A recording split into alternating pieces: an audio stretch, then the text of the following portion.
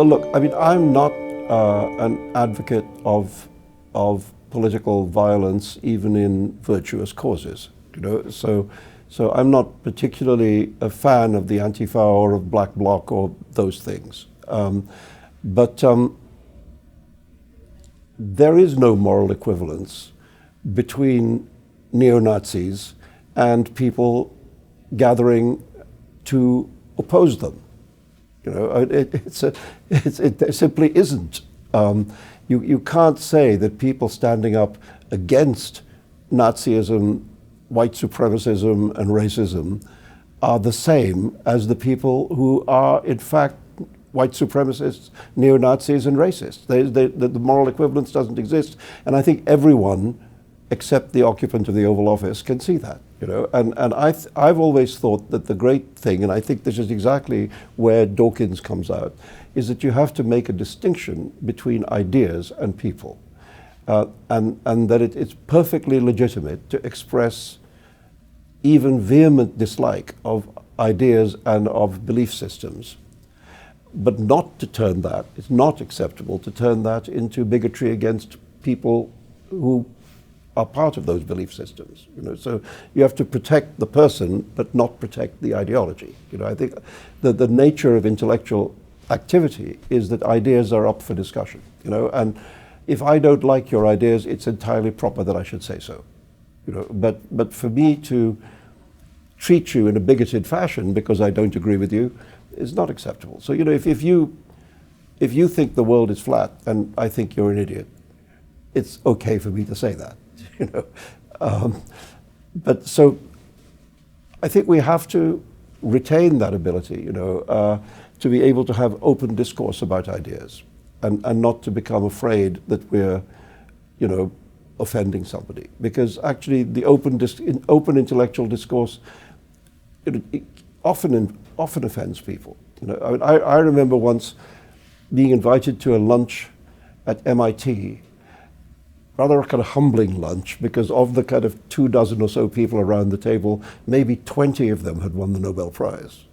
So, and the way, I was very interested that the way in which they talked to each other about each other's ideas was pretty much brutal. They would call each other idiots and fools for having certain theories, scientific theories.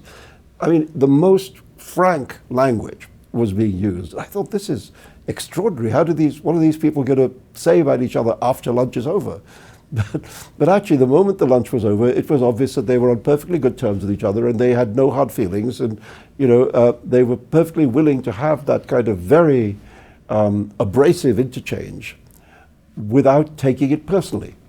And I thought that was really quite impressive, and I thought that is, to me, that's a kind of model of the intellectual life, that you could be as abrasive as you like at the level of ideas, but you don't make it personal. I also do a bit of, as well as writing, I do a bit of lecturing around the country, and I was not so long ago lecturing in Florida in a town called Vero Beach, which is near Cape Canaveral, and the audience was.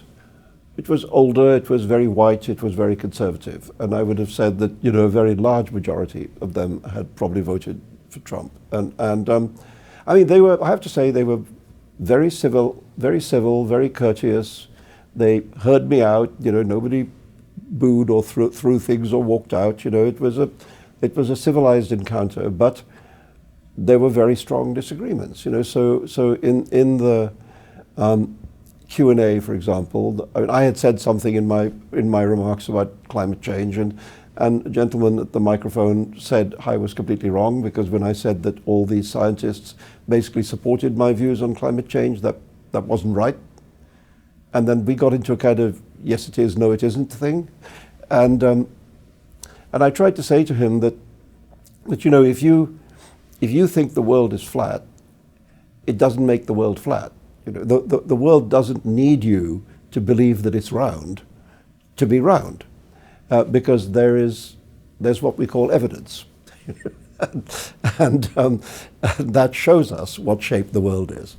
And I said, it seems to be the same is true of climate change. So we had this kind of, there was another gentleman who who basically said, how can you possibly believe that the New York Times isn't just lying to you every day? You know? And so, in a way, I was actually quite encouraged by the conversation because it was extremely frank, but it was also within the bounds of civilized conversation. You know, so was opposite sides actually talking to each other, and I thought, well, maybe it's a good idea to do more of that.